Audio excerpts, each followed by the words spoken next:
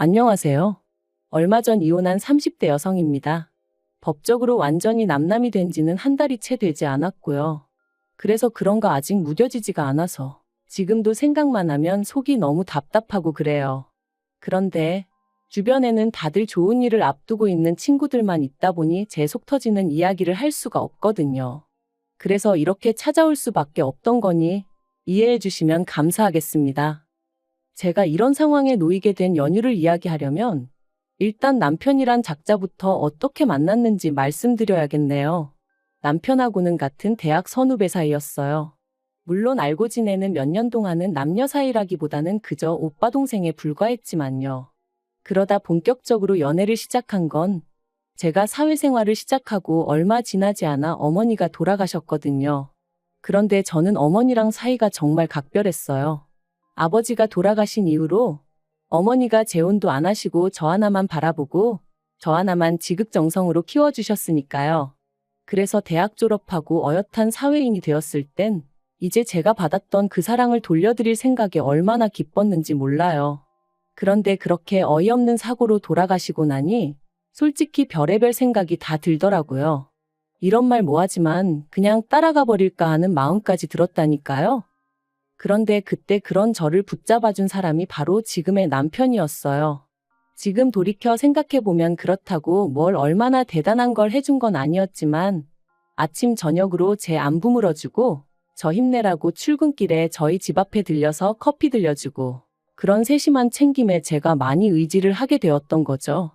그리고 이런 상황을 알게 된 외가 식구들이 좋은 사람 같으니 한번 만나보라대요.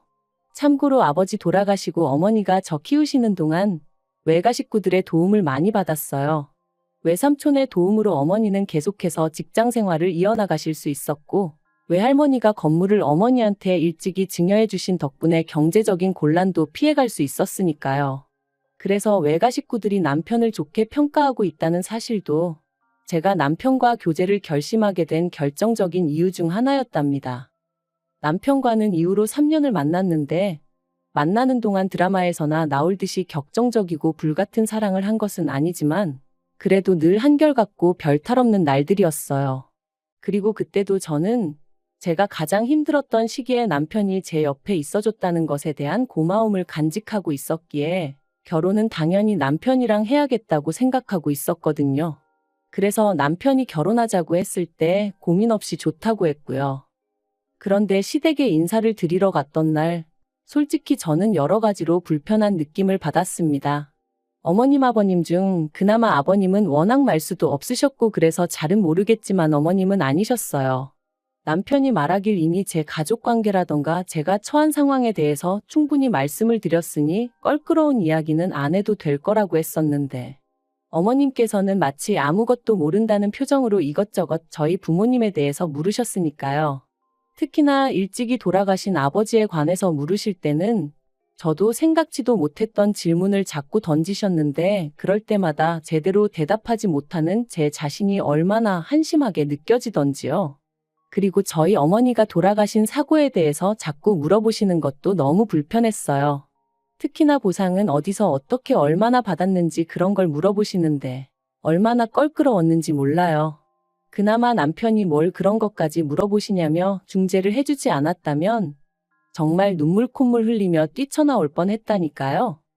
어머님은 저에게 부모님이 두 분 다 안 계시니 당신 아들은 처가가 없는 거 아니냐며 사위 대접도 못 받게 생겼다 그게 생각만 해도 속이 상한다 말씀하셨고 지금 돌이켜보면 그런 말씀을 아무렇지도 않게 하셨던 어머님이 예의가 없으셨던 건데 왜인지 그때는 제가 괜히 죄송해서 몸둘 바를 모르겠더군요.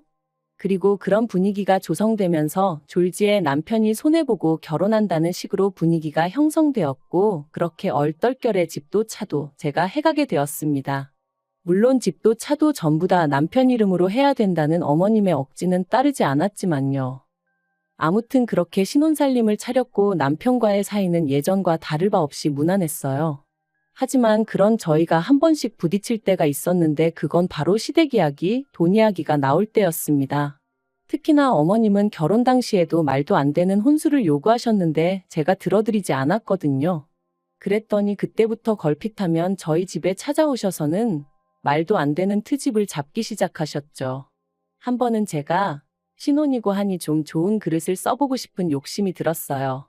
그래서 브랜드 그릇 세트를 장만했는데 그걸 굳이 저희 찬장을 다 열어보시다가 발견하시곤 이게 얼마짜리냐며 이런 거 남한테 보여줄 것도 아닌데 대충 쓰면 되지 돈이 썩어나서 이런 데다가 쓰냐.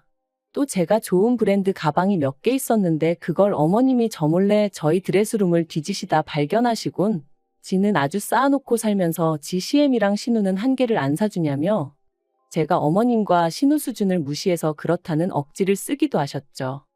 그리고는 어떻게든 제 걸 뺏어가려 하시는 걸 저도 목에 핏대 세워가며 안 된다고 막은 적도 있네요. 하지만 그래도 이때까지만 해도 또 시작이구나 하고 넘길 정도의 수준이었는데 지난 연말이었어요. 어머니가 돌아가시고 어머니 앞으로 되어 있던 건물이 저에게 왔는데 사실 말이 건물이라고 하지만 4층짜리의 소위 꼬마 빌딩이라서 제가 앉은 자리에서 떼돈을 벌고 그런 것은 아니에요. 그저 직장 생활로 버는 수입에 별도로 월세가 들어오니 조금 더 여유가 있는 정도였지요. 그런데 무슨 이야기를 하다가 그 월세 이야기가 나왔고 어머님이 제가 그 월세를 관리한다 하니까 그게 무슨 말도 안 되는 소리냐고 하시더라고요. 왜 월세를 네가 관리하냐 그러면 내 아들은 뭐냐 하시는데 저뿐만 아니라 이때는 남편도 황당함을 감추지 못하더라고요. 결혼 전부터 줄곧 제가 해오던 건데 그리고 건물이 제 거니 당연한 거잖아요. 하지만 이런 제 상식이 어머님께는 통하지 않았습니다. 어머님은 제가 남편을 무시하는 거라는 둥, 결혼했으면 공동재산인데 왜 저 혼자 독식하냐는 둥의 말도 안 되는 말씀을 하시며 저에게 화를 내셨으니까요. 그리고 이 일로 어머님과 제 사이에 감정의 골이 깊어져 연초까지 그 어떤 연락도 주고받지 않았죠. 설에도 찾아가지 않았어요. 아니 정확히 말하자면 어머님이 설에도 오지 말라고 하시더라고요. 제대로 반성하고 용서를 구할 것이 아니면 당신 눈에 띄지 말라면서요. 그리고 저는 반성할 일도 용서를 구할 것도 없었기에 어머님이 말씀하신 대로 찾아뵙지 않았던 거죠. 물론 남편은 그래도 그냥 말이라도 죄송하다 하면 될 거 아니냐 했지만 당시 제가 판단하기에 매번 말도 안 되는 어머님 말씀에 제가 조아리고 허리를 숙여대다간 평생 끌려다니며 살 것 같았거든요. 그래서 아니라고 안 가겠다 한 거였죠. 그런데 이때 저는 솔직히 남편이 제 입장을 이해해 줄 줄 알았어요. 남편 본인도 어머님이 억지를 쓰고 계시다는 건 알고 있었으니까요. 아무튼 그렇게 설 때도 찾아뵙지 않았고 한동안은 불편한 듯 편하게 살겠구나 싶었는데 4월의 마지막 주말이었어요. 평소와 다름없이 느지막이 일어나 간단히 점심 식사를 하려는 찰나였는데 현관벨이 울렸습니다. 그래서 밖을 확인하니 어머님과 신우가 와 있더라고요. 황당했지만 그렇다고 문전박대를 할 순 없었으니 얼떨결에 집 안으로 그 두 사람을 들였습니다. 그리고 집 안으로 들어오는 두 사람의 눈은 말 그대로 이것저것 훑어보느라 정신이 없었죠. 늘 그런 식이었으니 별로 놀랍지도 않았지만요. 아무튼 제가 주스 한 잔씩 따라주고는 어쩐 일로 오셨냐 물었습니다. 참고로 남편은 주말 아침마다 축구를 하러 갔기에 그때 집에 없었고요. 어머님은 주스 한 잔을 거의 원샷하듯 들이키시고는 당신이 곰곰이 생각을 해보셨다더니 말씀하시기를 제 건물 1층에서 신우랑 카페를 해야겠답니다. 당신도 집에만 있기가 갑갑하고 신우는 체력이 약해서 직장 생활은 어려워하니 이참에 두 사람이 같이 카페라도 해볼까 한다나요? 그리고 제 대답은 당연히 안 된다였어요. 일단 제 건물에는 이미 카페가 들어와 있었고 그 카페 주인은 사촌 동생이었거든요. 그렇다고 공짜로 하고 있던 것도 아니고 월세 따박따박 내가며 하고 있었고요. 하지만 어머님이랑 신우가 그 자리를 차지한다면 단언컨대 절대로 월세를 낼 사람들이 아니었어요. 가족이니 어쩌니 해가며 그냥 눌러앉을 게 뻔했죠. 그리고 카페 일이라고 성실히 할 사람들도 아니었어요. 특히 신우는 대학을 졸업한 뒤 아르바이트만 전전하며 지내는 사람이었는데 그나마 아르바이트도 한 곳에서 6개월 이상 한 적이 없었으니 아무튼 멀쩡히 장사 잘하고 있는 사촌동생을 두고 제가 그 두 사람에게 자리를 내줘야 할 이유라. 아무리 머리를 쥐어짜내도 정말 요만큼도 떠오르지 않더라고요. 그래서 안 된다고 했습니다. 그랬더니 이제 이 일로 난리가 났어요. 어머님은 저더러 너는 CM이 알기를 뭘로 알길래 이거 하라 저거 하라 하면 한 번을 내하는 법이 없냐며 이래서 부모가 중요한 거다, 가정교육이 중요한 거다 하시는데 어이가 없었죠. 그래서 저도 그럼 신우는 부모님이 두 분 다 계셔서 저러고 사냐 했더니 이제 내 딸이 뭐가 어때서 그러냐며 악을 쓰시더라고요. 그리고 이때는 저도 부모 어쩌고 하니까 솔직히 눈에 뵈는 게 없었거든요. 그래서 어머님더러 차라리 저한테 부탁한다고 사정이라도 하시면 모르겠는데 저한테 뭐 맡겨놓으셨냐고, 뭐가 그렇게 당당하시냐고, 동네 양아치도 이렇게 뻔뻔하게 돈 뺏으려 들지는 않겠다, 뭐 그런 식으로 비아냥거렸네요. 사실 돈 몇 푼 가지고 유세 부리는 게 얼마나 꼴값이고 우스운 일인지 아는데 자꾸 저를 무시하고 드니까 저도 그렇게 말이 나갔던 거죠. 아무튼 그러고 나니까 어머님이 저한테 쌍욕을 퍼부으시며 신우 데리고 나가셨어요. 하지만 끝난 줄 알았던 상황은 끝이 아니었습니다. 한동안 심장이 벌렁거리고 가라앉지 않고 있었는데 생각보다 일찍 남편이 들어왔어요. 그리고는 좀 전에 어머님이랑 통화를 했다며 저더러 어머님더러 돈 없으면 납작 엎드려 기라 그랬냐는 겁니다. 어이가 없어서 당신이 아는 내가 그런 말을 할 사람이냐 그랬어요. 그랬더니 그럼 뭐 어머님이 거짓말이라도 하셨다는 거냐며 이러나 저러나 제 잘못으로 몰아갔고요. 그리고는 급기야 남편이 어머님 기분 좀 맞춰드리고 살면 안 되냐면서 어차피 저는 어머니도 안 계신데 그럼 그냥 시어머니를 어머니다 생각하고 따르면 되지 않냐고, 자기 어머니 그렇게 나쁜 사람 아니네요 어쩌네 하는데 정말이지 뭐라고 말을 해야 할지 모르겠던걸요. 그래서 제가 어머님은 나를 딸처럼 생각해 주시냐 물었습니다. 당신이 보기에 어머님이 신우를 대하는 거랑 나를 대하는 거랑 같아 보이냐고요. 하지만 남편은 계속해서 어머님의 잘못을 인정하지 않았고 어떻게든 오로지 제가 숙이고 들어가기만을 바랬습니다. 그러더니 급기야는 한다는 말이 그러면 앞으로 자기는 회사 월급 받아서 전부 다 시댁에 주겠다대요? 어머님이나 신우나 어떻게든 돈을 벌어보려고 저한테 부탁을 했을 텐데 제가 안 들어줘서 이렇게 되었으니 그 책임을 자기라도 져줘야 하지 않겠냐면서 말이죠. 그래서 그러면 그냥 이혼을 하자고 했어요. 이혼하고 아예 시댁에 들어가서 당신 부모님이랑 여동생이랑 걷어먹이며 살라고요. 막말로 내가 무슨 자원봉사자도 아니고 당신이 지금도 우리 가정에 기여하는 바가 되면 얼마나 된다고. 그런데 이제 월급까지 안 가져오겠다 하니 그럼 내가 당신을 왜 걷어먹여야 하냐? 나 그런 취미 없다. 그러자 남편이 저더러 말하는 싸가지가 있네 없네 하더니 그대로 자기 핸드폰하고 차키 들고 나가는 거 있죠? 그래서 나갈 테면 나가라고. 그리고는 저도 바로 현관 비밀번호 바꿔버렸네요. 그런데 지 잘났다고 나갈 땐 언제고 다음날 저녁이었는데 현관문 밖에서 삐리릭 소리가 나더라고요. 그래서 인터폰으로 내다보니 남편이었어요. 그래서 제가 거기서 뭐 하냐니까 왜 현관문이 안 열리냐면서 비밀번호 바꿨냐고 성질을 내대요. 어이가 없어서 그래 바꿨다. 내 집인데 내가 바꾼 게 무슨 상관이냐 해버렸습니다. 그랬더니 저더러 진짜 해보자는 거냐면서 너 이러면 나랑 못 살아 이러는 거예요. 그리고는 자기까지 저를 떠나면 제 옆에 누가 있기나 하겠냐면서 ABM이 다 죽고 남편한테 버림받고 사람들이 얼마나 비웃겠냐는 거였죠. 그리고 그런 소리를 듣고 있으니까 정말 온몸이 부들부들 떨리더군요.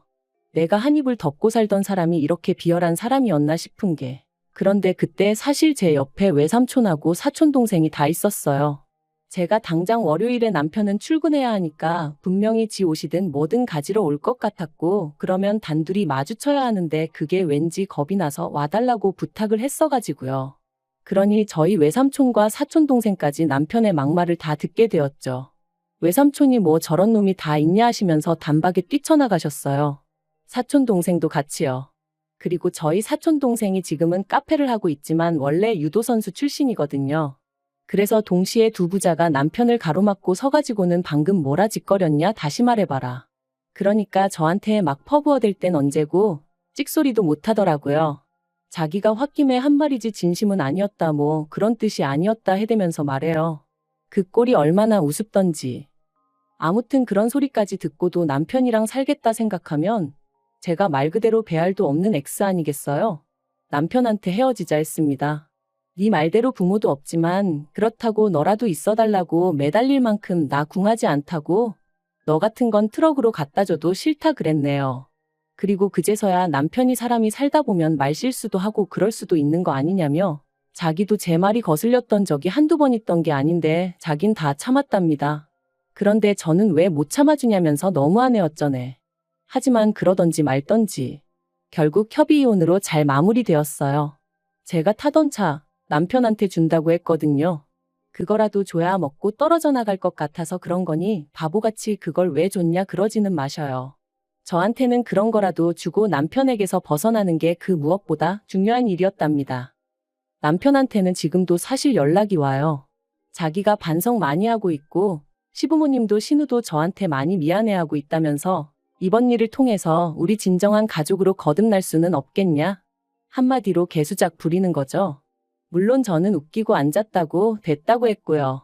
그리고 어디 가서 죽어도 소식 전하지 말라고 했네요. 하나도 안 궁금하고 알고 싶지도 않으니까. 그래도 쪽팔린 것도 없나 봅니다. 계속 미안하다 기회를 달라 해대는 거 보면 말해요. 하지만 걱정 마세요. 정말 요만큼도 흔들리지 않을 거니까요. 하늘에 계신 부모님이 저를 보시고 더는 걱정하고 눈물 찌으시는 일 없도록 살 겁니다. 제 인생은 제 거니까요.